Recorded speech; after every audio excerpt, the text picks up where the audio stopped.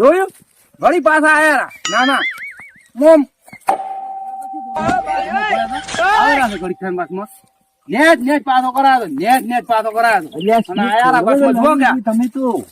એટલે આ જુઓ આખો દાડી ઘડી તને જેટલા વખત થયેલું હોય ને તો તેની આવે છે બસમાં કોણ આ નોતા નવા ઉભા કે